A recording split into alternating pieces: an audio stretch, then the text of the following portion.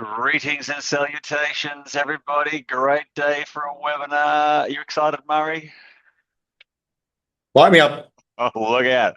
Look, we'll give people a little bit of chance to come through the virtual turnstiles. But before we hear from our illustrious fish shirt-wearing colleague, just a couple of things to plug first up. And Murray's actually coming to these events, so look out. If you can't get enough of Murray's truth bombs today, you can come along to two separate stormwater symposiums held in Tassie in May. So if you need an excuse to visit Tasmania, and you should because it's a beautiful part of the world, feel free to come along. But obviously, if you're living in Tasmania, good luck to you. And well done, because you guys can come along to either or both of these symposiums, done in collaboration with a bunch of groups, including CSIRO, Storm Australia, Tier Group, IPWA, and if you're an IPWA member, you get I think it's like $40 discount on tickets. So if you're keen to find out more, just jump on the events page and look to register. And look, speaking of events, this is actually the third of the Stormwater Fundamentals series for 2026. We've already knocked off road flow design with Sean Quilty and myself, presented on bioretention, but we're here to talk about stormwater harvesting today. But obviously we've got a bunch of webinars to come, including one more we're actually looking to pencil in very shortly as well that isn't advertised. But yeah, look, there's going to be, I think Murray's colleague, Harry Marr, is going to be presenting the next one, talking about how much does bioretention cost. And obviously we've got more on GPTs, exclusion solutions with Murray back in fine form, no doubt. Sean's going to come back talking about rock pads, you name it. If there's a stormwater topic that you can't get excited about, I don't know who you are. But if you're keen to subscribe and make sure you register, jump on those links below. And before we hear from Murray, please reminder, just if you do have any questions for Murray today, please put them in the Q&A panel. Ideally, don't put them in the chat. If you've got any sledging or insults you want to hurl at Murray, please encourage. I'll whack them in there as well. Please put them in there, in the chat and the Q&A. But if you've got any questions, it makes it a lot easier for us to track and obviously respond to. And generally, first in, best dressed. And just a reminder, we always get asked this, but yeah, the slides and recording from today will be made available on the Ocean Protect website, /webinars.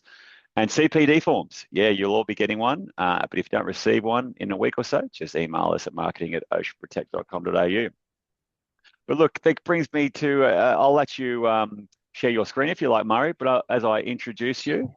But if people don't know Murray, well, lucky you, But he is a man that almost doesn't need any introduction in the stormwater game. He is Mr. Stormwater, the GPT guru, the managing director of Optimal Stormwater, a national treasure, author of the infamous Yellow book on how to maintain WSIT assets. And all things stormwater, he is a bit of a legend. So I might stop sharing my screen, might make it easy for you to share, Murray. But can you work out how to share your screen? No, go back up. Had one job, Murray. And thank you for everyone dialing in. I can see we've got 160 already dialed in. Looks great to me. But look, please, I'll leave you in the tender care of Murray Powell. So take it away, Murray. Brilliant. Thanks, Brad. Love coming in and spreading a bit of joy and knowledge across the industry. Industry's been good to me for the past 33 years, so it's nice to give back and teach a few of you out there a bit of what's up in here. I was having a look down the list of all the attendees, and there's certainly a few people in there that I know. So for those that do know me, g'day guys.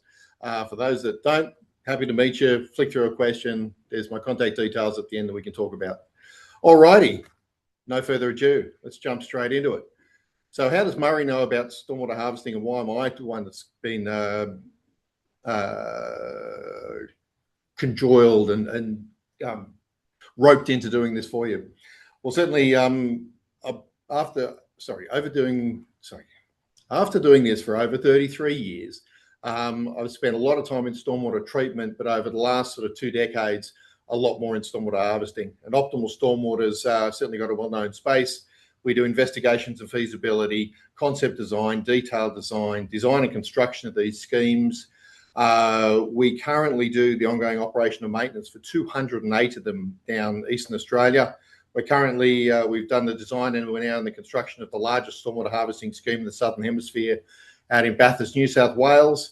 We audit these schemes for a lot of local governments and water authorities, and then commonly get in and do the rectifications. So we don't try to do everything. We're not a tier one consultant. We're just masters in our little niche. Righto. I've run this training course a couple of times over the past 20 years, etc. And I always keep this slide in there. It's important to understand that the whole project starts with feasibility. Council's come up with a great idea, or the community wants to do harvesting, happy days.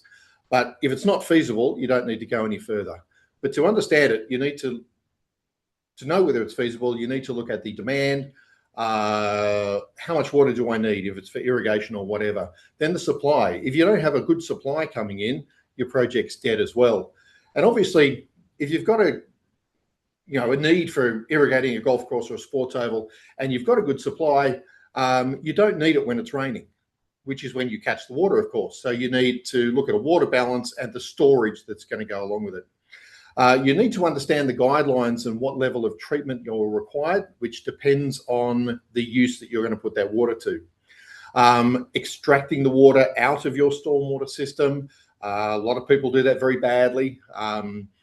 You need to understand the treatment processes, your primary treatment, your secondary treatment, and of course your tertiary treatment, which is your disinfection. The storage, obviously, the less amount of supply you've got, the larger your storage typically needs to be, and the lower your cost benefits are going to be. Then you need to understand how to make it all work, and that's all the process control. That it's your sensors, valves, everything that controls the system and makes the pumps work and the filters work and lets you meet your aims. And of course, once you've got the water, then you've got to look at actually distributing it to where it's going to go and how to use it. All of that happens with operation and maintenance, of course. You need to understand the risks and how to get around those. And everything has a capital cost and, surprise, surprise, an O&M cost. So it's not just like designing a GPT or a rain garden or something. It's a lot more complex. Righto. Why stormwater harvesting? Well, certainly it's to reduce our potable demands. Guess what? Our populations are getting bigger, but our dams are not. It's also to look at reducing volumes of pollution reaching our environment, downstream waters. This will also help to achieve those objectives. And quality of stormwater really is quite good in comparison to some sort of industrial wastes and wastewater and certainly sewage. It's got a higher degree of public acceptance as a result. A lot of time when it's bucketing rain, you get people call up the media and going, why is all this water just running down my street and going out into the creeks and the bay? We need to capture it and reuse it. So there's a general high support level from the public when it comes to these schemes. As a result, they're very good at getting up when it comes to water sustainability projects when government grant funding is available. Potential users. You may or may not have thought about this, but more than 80% of the water that we harvest from all these schemes that are in the ground, etc., is used for irrigation. Certainly, parks and sports fields are the main ones, and golf courses. Other ones include, obviously, race courses, fields, crops, turf, even cemeteries and things. They need water to irrigate all their grounds.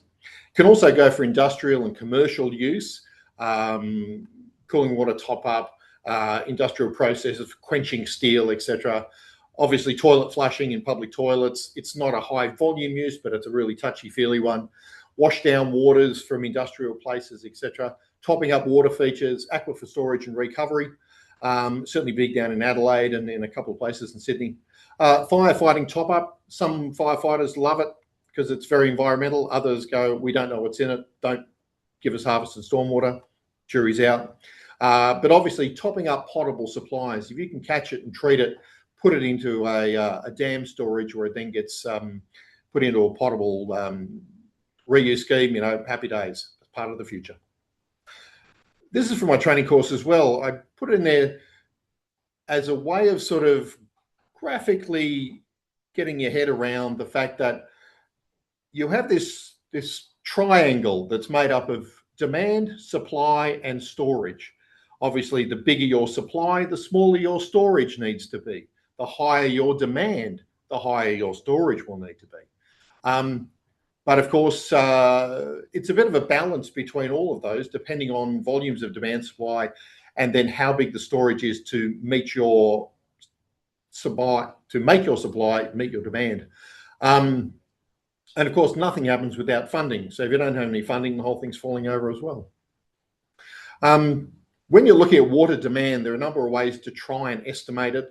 Certainly, historical water usage with potable water meters, greenkeepers and council guys looking after parks, etc. They typically have some idea about how much water they're using. So park maintenance staff can be a golden gem when it comes to looking at how much they need.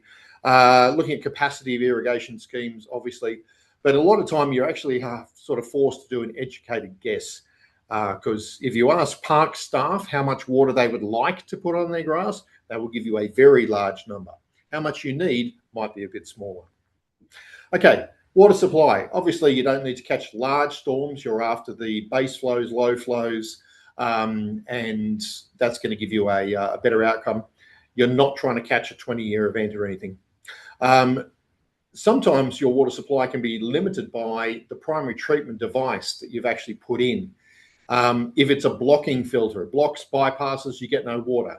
If your device only treats 20 litres a second, but your pumps do 50, again, you're limited by the 20. You can also be limited by the offtake if you've got exclusion bars or a drop offtake or a screened offtake. There's plenty of ways that the offtake can fail or have a higher degree of maintenance to get reliable supply of your water. I've seen plenty of instances where you've got a 500 litre a second GPT and then a 20 litre a second pump well. What that does, of course, is limits your GPT down to 20 litres a second. So putting them online, offline, there's good ways and better ways to do it. And if you take an offtake and then put it through a GPT, etc., you're always going to be limited by the downstream scheme. You're better off putting the GPT up the top and just taking treater into your scheme. Anyway, gravity is obviously a better way to deal with these systems than pumps. Don't go putting pumps and pump wells in front of GPTs. Seen that done a number of times. People who are doing that are idiots. But, you know, we live and learn. Time for everyone to learn.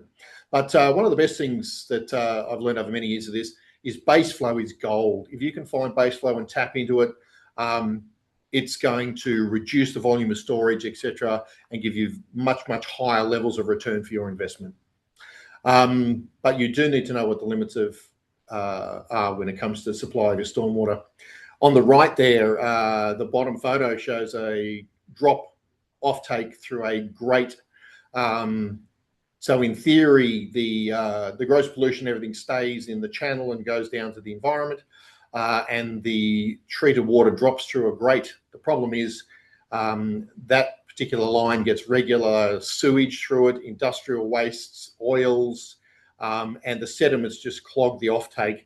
Very high maintenance, low reliability. We've learnt we can do better. Okay. Water storage, certainly tanks and ponds and aquifer storage are the main ones. Bit of a question about aquifer storage. You can catch a lot of water, pump it down into the aquifer, but then there's a bit of a question mark. Where does that water go?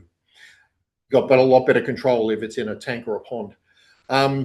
Tanks typically cost more than ponds, but tanks don't have ducts. If you're looking to keep contamination out of your water, you're not going to do it with an open system, which means if you're storing water in an open system, you take it from the pond, you then have to disinfect it all over again, or you change the arrangement so you don't disinfect it before the pond, you disinfect it after. Certainly the major considerations are cost, aesthetics, and the availability of land to put storages on. Great big ponds look lovely, but on the other hand, take up a lot of land can cost you an arm and leg in land use. In buying the land to actually put that pond on. Quick word of advice, try and steer away from milk crates that you can't get inside of. I'm happy with big open tanks, culvert type arrangements, the Parthenon style ones. Ocean Protect's got a good one of those. Have a look at it. But you need to be able to access these to clean it. So if you've even got a high performance GPT up front, and then it's going into a tank before you pump it up to get it treated, you will notice over the course of a year, typically 100, 200 mils of fine organic sludge and stuff building up in your storages.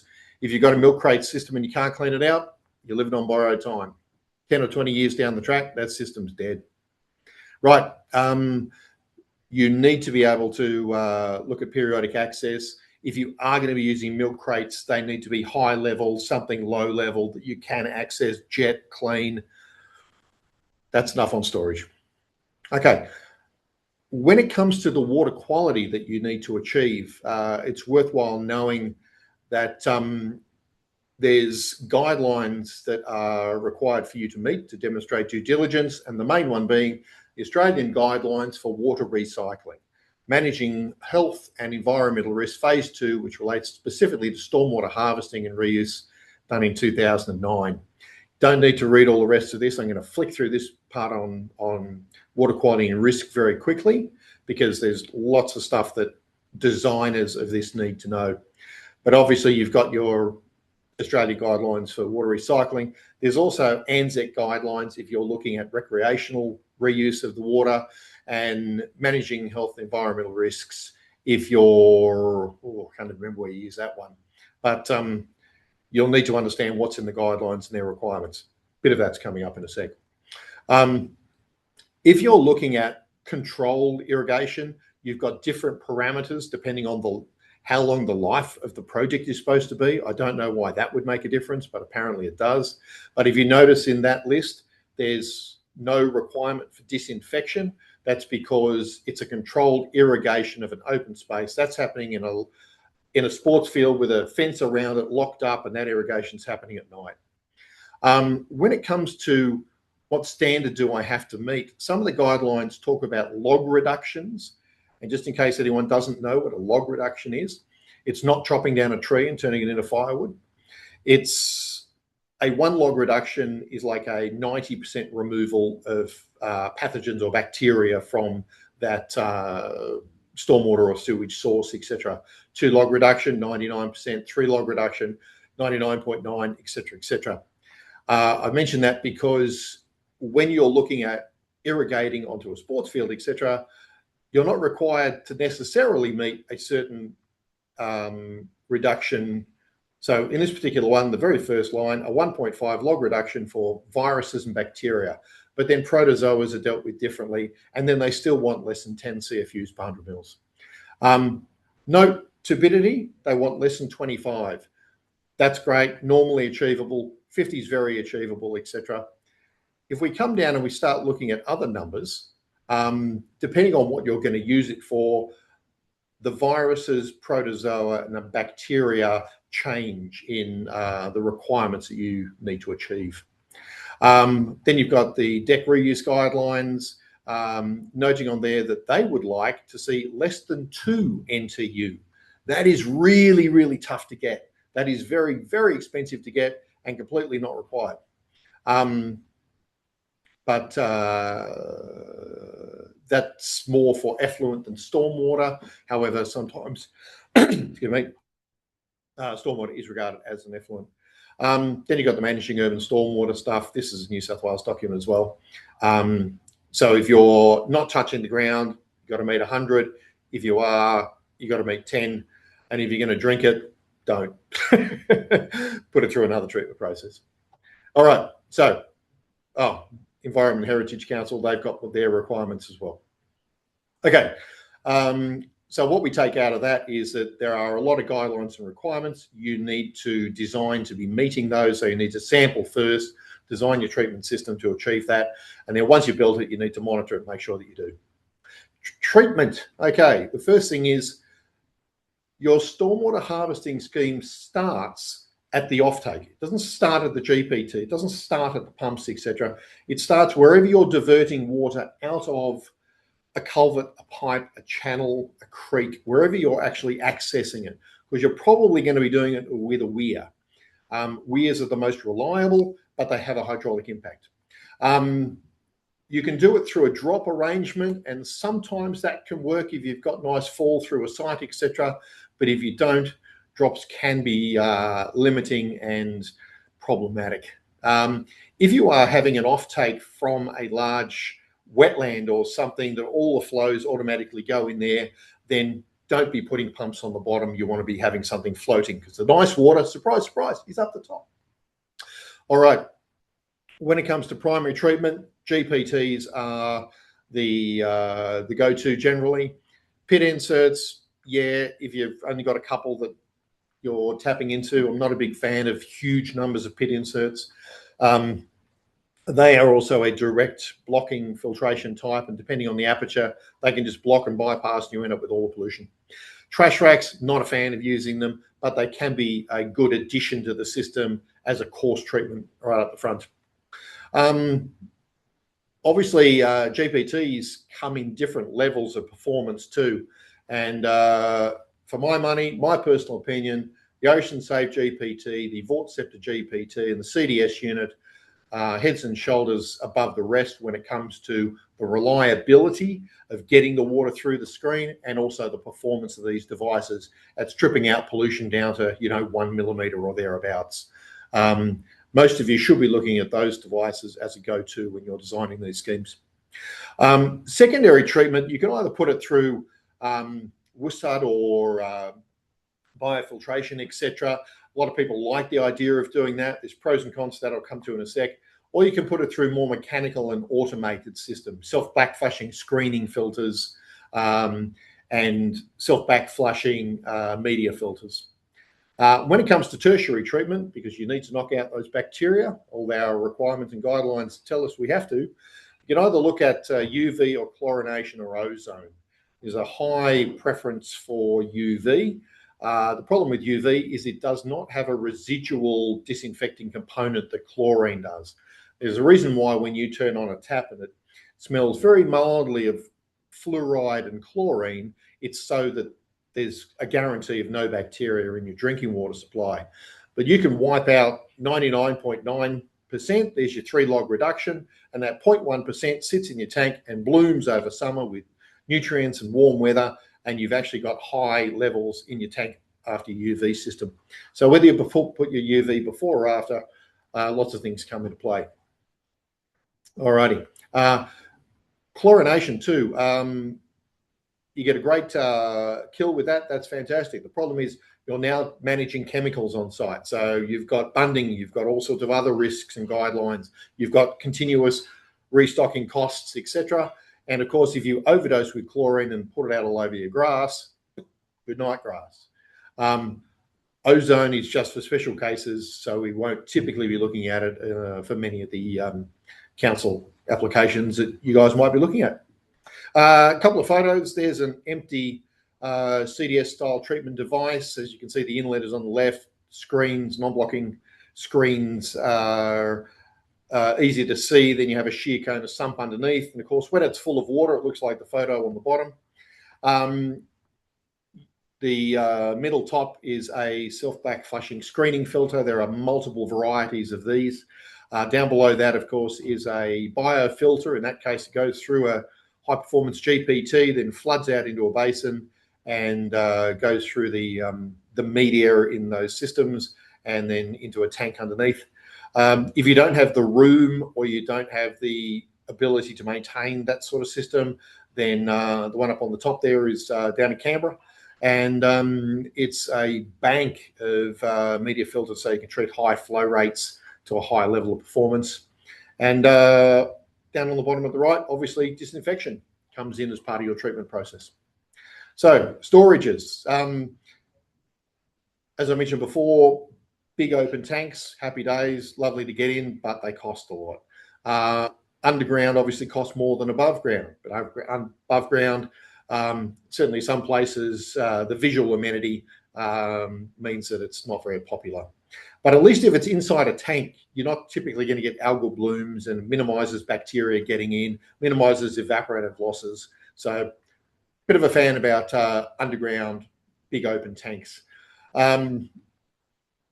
Because they're closed, also you're not getting any light in there, so less chance of algal blooms and things. But depending on the size, you might be, and the room you've got available, ponds and wetlands and those sort of things can be exceptional. And I'm a big fan of high performance GPT followed by a functional wetland, and you can take the water out of wetlands to an agreed level. There's just the storage on the left, typical 10,000 litre tanks above ground. I don't know that you need a fence around them. It depends on where you are and the level of vandalism you're expecting. That's me in the orange jacket on the bottom installing an arch solution many years ago. And there's pluses and minuses to those. They're sort of cheap and easy.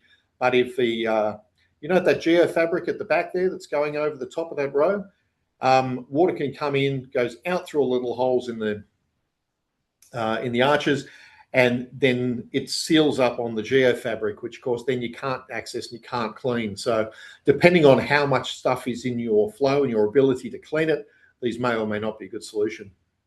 And of course, if you don't clean your GPT, you could end up with a situation like this that we were dealing with probably several months back now, where silts and sludge and everything goes through into your stormwater storage tank. And yeah, let's just say messy, horrible, sludgy. Yeah, you really want to avoid the time and the costs of cleaning out these systems. And obviously, if that's in your stormwater storage tank, it's going full around anaerobic, and you're going to have low dissolved oxygen and you know, odor issues and other things. So you want a GPT that's going to work, and you want your secondary treatment to match that. Righto. Apart from having good offtake, primary treatment, secondary treatment, tertiary treatment, nothing happens without all the bells and whistles. To make it work, you need a process diagram to actually work out how it all works together, how to control your pumps, your pits, the valves, the floats, the sensors for turbidity, DO, pH, anything else you're going to do. It all needs power to run it. You're going to need a cabinet to put it all in. That's for HID, works for me.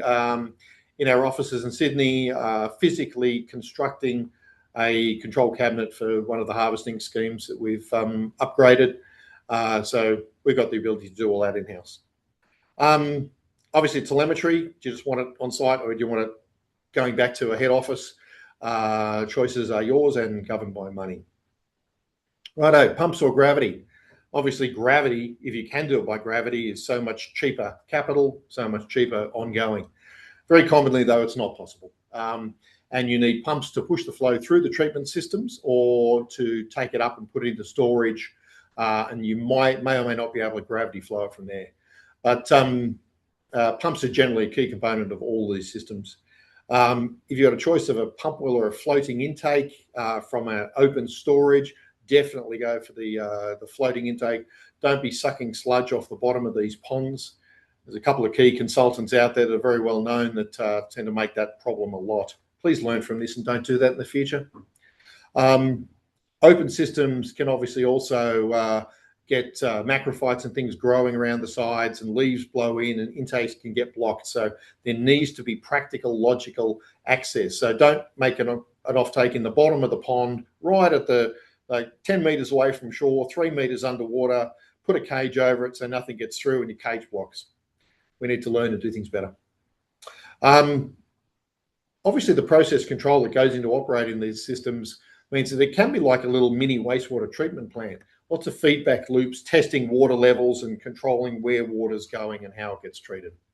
You need a flow chart so you can actually explain to council staff, to laymen, to the media, to the councillors, etc., how these schemes work. I'll show you one in a sec.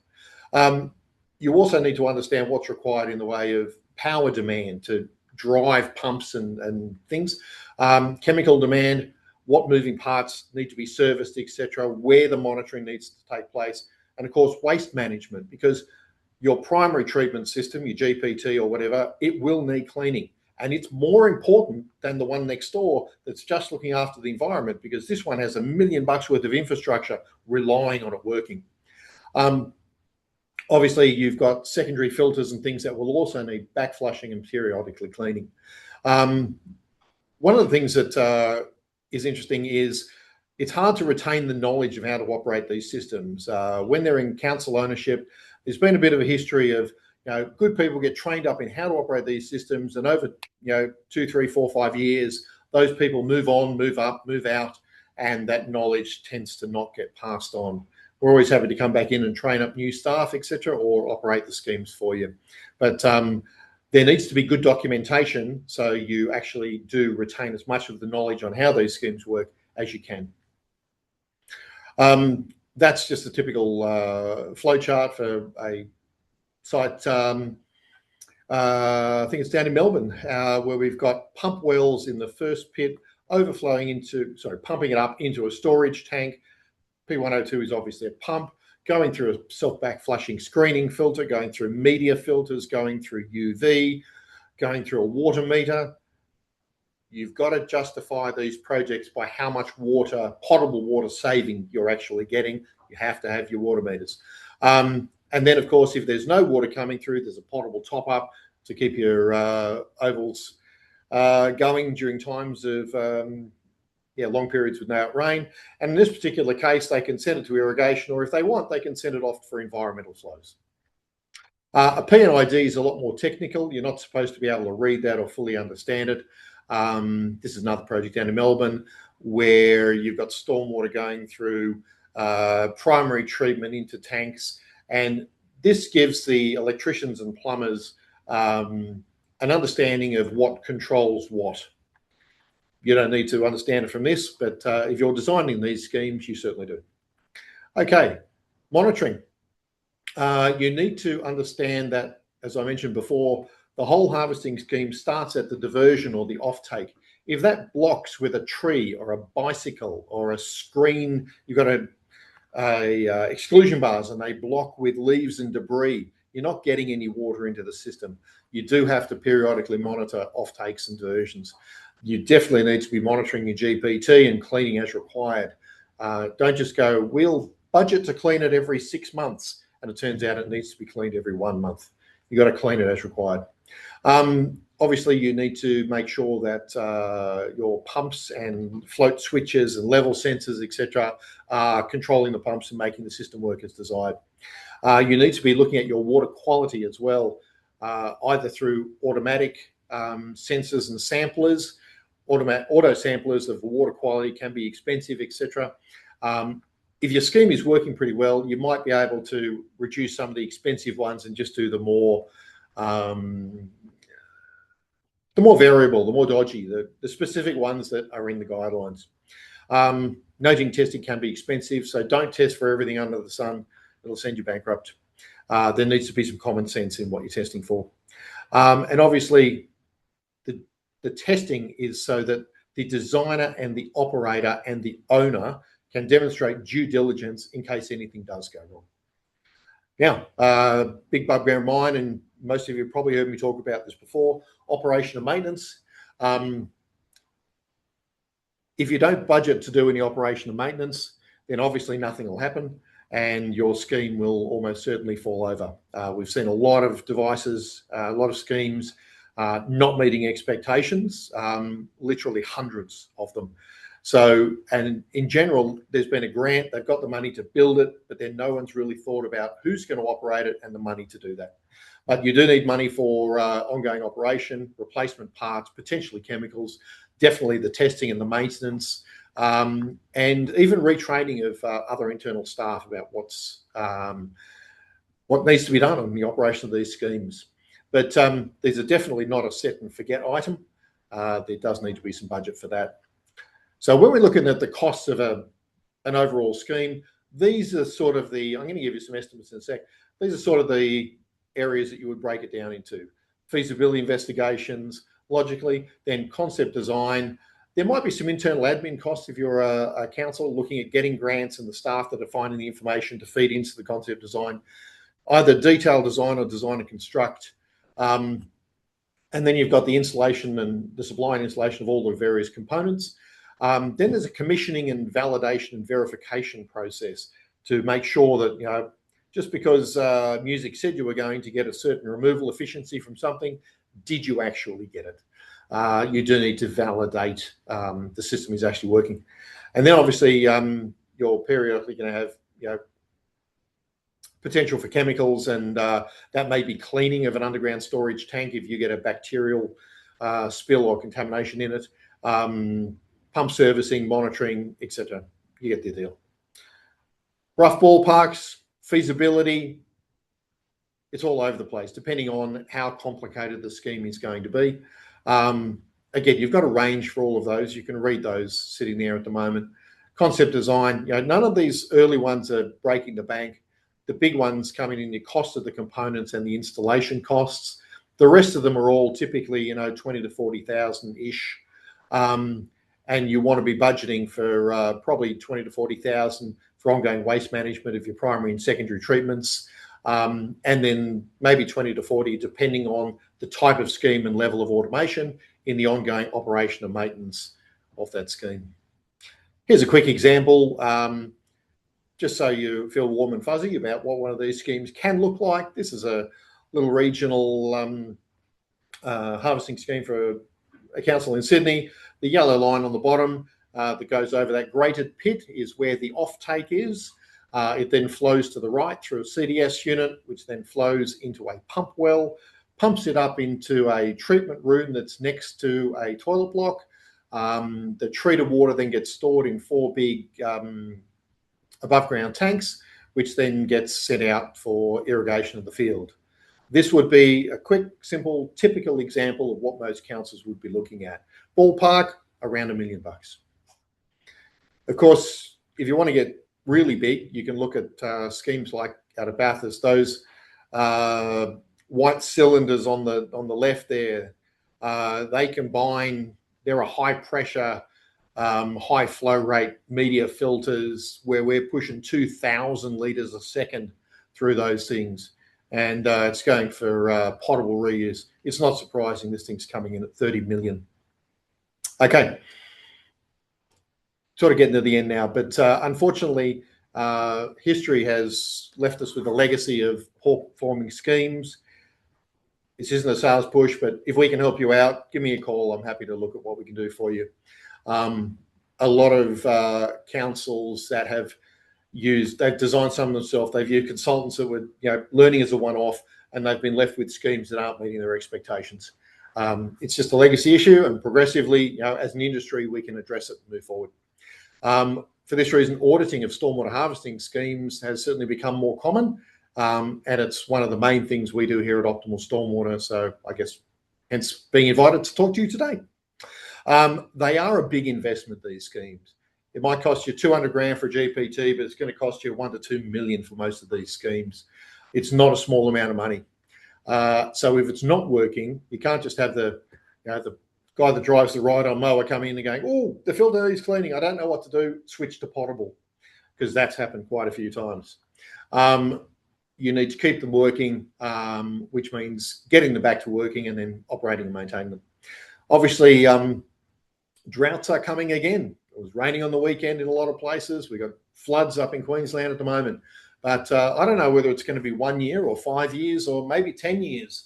But trust me, in this land of droughts and flooding rains, drought will be coming again. And when it does and water restrictions pop back in, then you're going to be very glad that you've got non-potable sources. And of those, stormwater is the sexiest. So keep that in mind when you're trying to justify that to your councillors. So obviously, if you're planning a scheme, that's great. A lot of time, councillors are focused on the next year or two that they're going to be in power. Getting them to think bigger picture, long term, can be a challenge. But certainly, if you're going to run out of water in your dams, having the option of this for your big water users, being golf courses and sports fields and things, is going to keep your community a lot happier moving forward. And obviously, the future that we'll be looking at as an industry is to not just treat it and pour it out all over our fields, but to look at treating it to a very high level and putting it back into our potable supplies. Water is more valuable than gold. You can live without gold. You can't live without water. And with that, Thank you very much. It's question time. Oh, Over to you, Brad. thank you very much, Murray. And just a reminder, folks, please put any questions you have in the Q&A. I see them trickling through. I've got a few on my back sleeve, but I'll give the floor to others. First up was a question from Mia Yusuf Ali from Winch Caribbean Council. So greetings, Yep. Weir. G'day, mate. They ask, and I reckon I might know the answer to this question, Murray, but they ask, have you designed any stormwater harvesting schemes for any New South Wales councils? One or two. Yeah. At a guess at the moment, somewhere around 40, maybe 50. So, yeah, it's bread and butter for us. We do it all the time, mate. Very good. Question from a Ruben Moon. Ruben asks, what is the smallest scale at which stormwater harvesting is cost effective in your experience, either in terms of storage, throughput, or catchment size? Good question. Mm. I've now got an opinion that we've got a couple of schemes that I was involved in designing about 16 years back, where the catchments on them are only 4 hectares. And I'd have to say, if someone asked me to do it again, I'd be shying away from 4 hectares. I don't think the catchment's big enough. I really want to be looking at 10 hectares or more, ideally. But if there's base flow, it's absolute gold, happy days. And if you can find a site that has a base flow polluted with chlorine and fluoride, thank you, Sydney Water, they're the best ones you can possibly get. So, yeah. If you've got a very big water usage, a huge 18-hole golf course and a small catchment, it may not be viable. There's no rule of thumb about when you cut it off, but yeah, look, if you've got a situation you're looking at and you wonder if it's viable or not, details are on the screen. Flick me an email, no charge. Happy to throw half an hour and have a look at it and get back to you on that one. I've never known you have a half-hour conversation, Murray. You gotta brace yourself for a 6-hour. Anyway, another question. Brad, I'll pretend it's only 3 minutes and then it takes half an hour. Question from an anonymous attendee. They ask similar question. Have you found a sweet spot for payback of plant and equipment prior to the need for replacement? Oh, it's a good question. These schemes, unfortunately, are so different, and some of them have been designed, to within an inch of themselves, and they're really good. Others are sort of battling with limited components. Offtakes don't quite work, or GPTs of the wrong type or undersized, or the storage was never big enough. It's hard. There's sweet spots. I'd like to be looking at 20 to 100 hectares is a good area, maybe 200.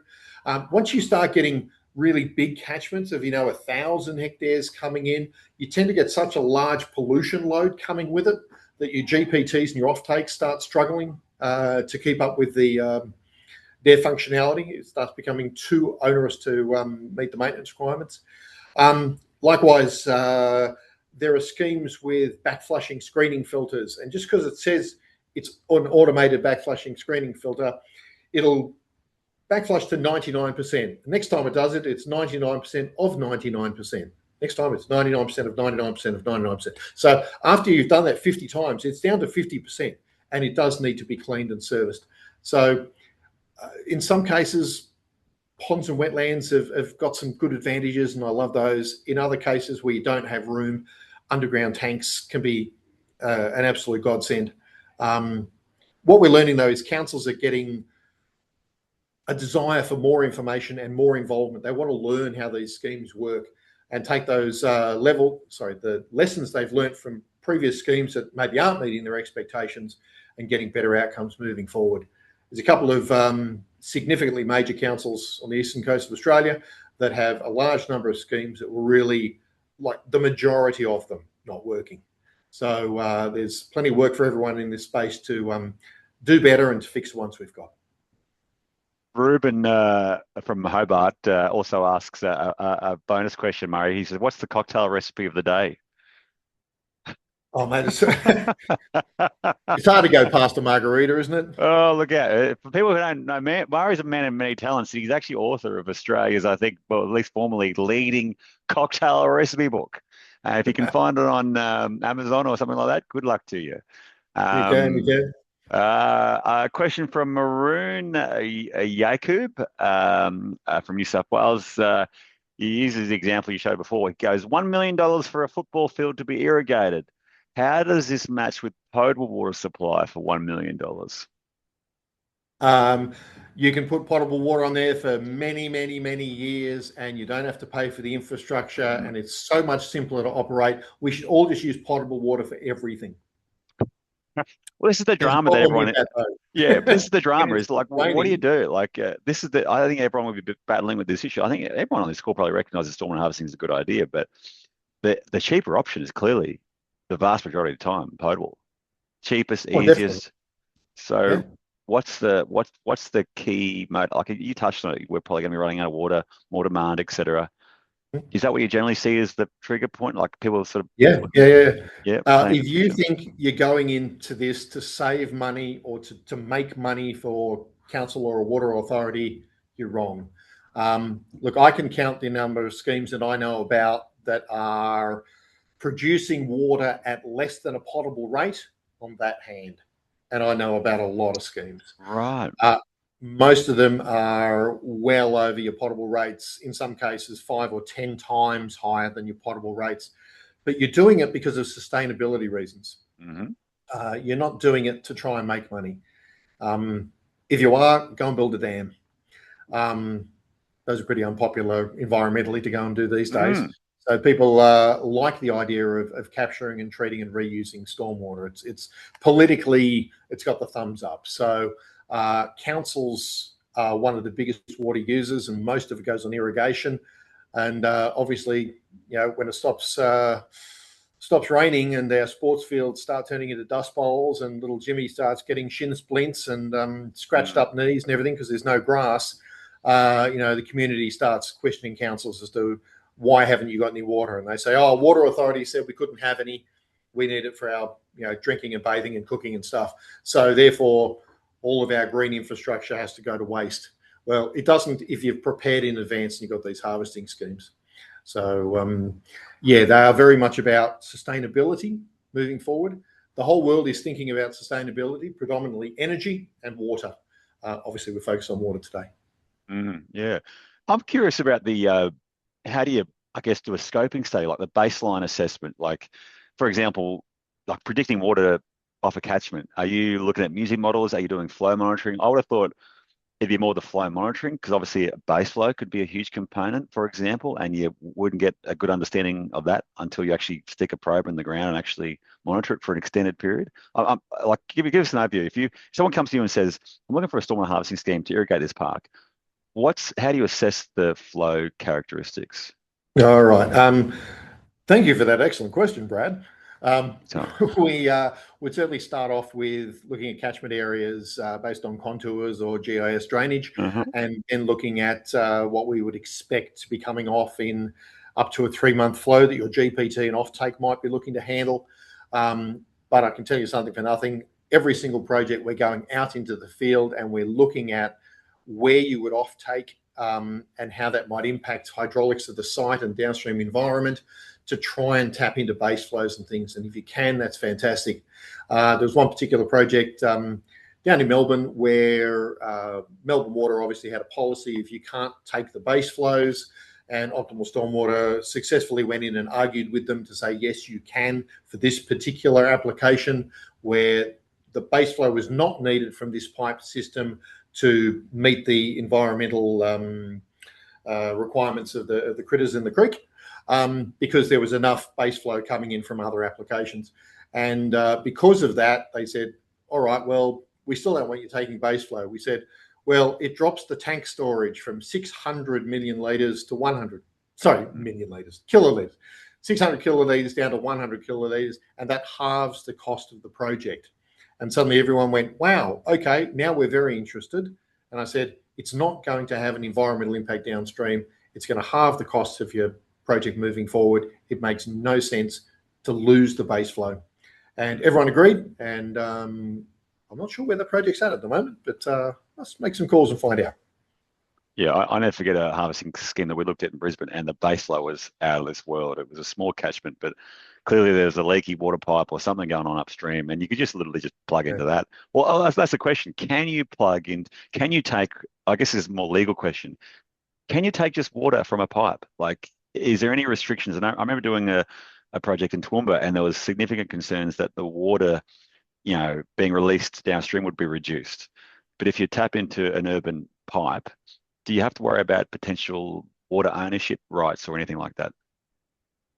In New South Wales, you do, and I can't remember what the legislation is that governs that. It basically says you have to look upstream and downstream, because imagine if council's built a stormwater harvesting scheme and then an industrial person comes along, goes 50 metres upstream and makes their own harvesting scheme and takes all the water. So there are water rights in these systems. Dr. Lars Herngren, he's an expert in that space. I can pass on questions if anyone has them. Now I've forgotten the last question. Sorry. I think you answered water rights. Like, do we have to worry about water rights or water, restrictions? Like, any legal implications of actually just taking stormwater or water out of a stormwater pipe? Not really when it's in a pipe. It becomes a little more obvious when it's in a channel. It becomes very obvious if you're tapping into a creek or a wetland, something like that. So the more open the system is and the more green biological the system is, the more people will be very concerned about you taking that water away and its potential environmental impact on all the flora and fauna that it's actually currently supporting. But my experience has been that of all the schemes that I've been involved with where they've tapped into a base flow coming from typically broken water pipes, one has been fixed and their water dropped by 95%. And they went, wow, now where do we get water from? Yeah. And it questioned the viability of the whole scheme when Sydney Water came and fixed the leak. But that's one out of lots. So most of the rest, the water is coming off your larger catchments through leaks and broken water pipes, etc., that are not cost effective to fix. I think I read somewhere a while back that Sydney Water loses between 5 and 10% of all the water it has through leaks. So the bigger your catchment, the more chance you've got of having a nice base flow. Thank you to your water authorities. Yeah. Question from that on that point, like I think Justin Sweet from Griffith University asks, do you look at a point where you stop pulling water from catchments from stormwater harvesting, where you realise that the catchment downstream, the flora and fauna is actually dependent on that water flow? It's a tricky one when you start talking about leaky water pipes, whatever. Like, you think what's natural, what's unnatural, etc. Justine Barrett from so you got Murray. So let me just add something to that. Yeah. Hi, Justine. You like my shirt? Woohoo! No, it doesn't. No one does. Thank you. Thank you. Now I've forgotten the other guy's question. Sorry about that. We'll move on to Justine's question, given that you're keen to see what she thinks about your shirt. I'm pretty sure I'm seeing lots of thumbs down, Murray. No, I'm kidding. Justine asks, speaking frankly, stormwater quality is not a priority for most councils and states. Do you think the increasing demand for stormwater harvesting scheme will increase stormwater quality priority, or only when relevant to harvesting? Basically, I think what she's saying is, if we actually start using stormwater as a resource, do you think we'll actually start protecting stormwater quality more? It will protect it more, not by a significantly huge amount, and it really depends on the offtake and primary treatment. What I've noted is we tend to design schemes with the GPT and the offtake designed for the catchment area and the pollution load, so it also functions to protect the environment. A lot of schemes designed by other consultants tend to put in a weir, and they take a big channel or a big pipe and they put it into a little pipe, and then they put a little GPT on their little pipe. The problem is the pollution load coming down hits the weir, gets directed into the device, and the little GPT can't handle the load. It fills in 2 weeks. It sits there blocked and bypassing until the 3-month mark where it gets cleaned and the schemes don't work. But you're missing a big opportunity if you don't look at combining your harvesting schemes with protection of the environment as well. So I'm a big fan for getting a double outcome. on these systems, but it typically comes at a maybe 10 or 20% increase in price to do that. But you're also going to get a significant increase in reliability. Is it going to have a huge impact, Justine? Probably not, but every little bit helps. Question. Comment from Ian McCombie says apparently Wellington Water is losing about 40% of total water supply. I remember when I used to work in Southwest Scotland water, that was leakage rates of 53%. I think in Southeast Queensland it's about 30% off the top of my head. I was keen to just a simple example. You mentioned the disinfection requirements before, but a typical stormwater harvesting system irrigating a public park that anyone can walk onto, not fully fenced. Are you saying that you definitely need some sort of disinfection for an arrangement like that? If you don't have disinfection, and some kids were running around and got wet under a sprinkler, or there was some water lying on the grass and the kids went out there to play rugby or soccer or something and got a face full of non-disinfected water, the owner of that scheme, typically a council or whatever, would be 100% liable for whatever those people wanted to sue the council for. It hasn't been tested in a legal situation that I'm aware of at the moment, because most people are following the guidelines and the risks have been reduced quite substantially.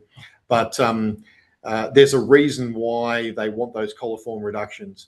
So putting it simply, your GPTs are to protect your pumps and remove the gross solids. Your secondary treatments, be they man-made or natural, they're there to strip out the solids that would otherwise complicate the disinfection process.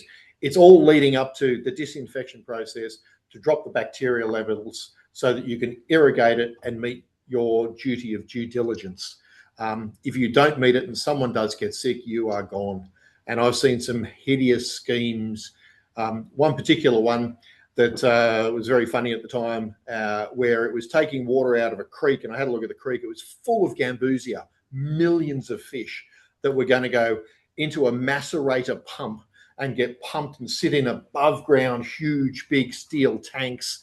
And I went, where's the filtration and disinfection? They said, oh, no, we don't need it. I've gone, really? And they were pouring that all out over soccer fields with 6 and 7-year-old boys running around on them.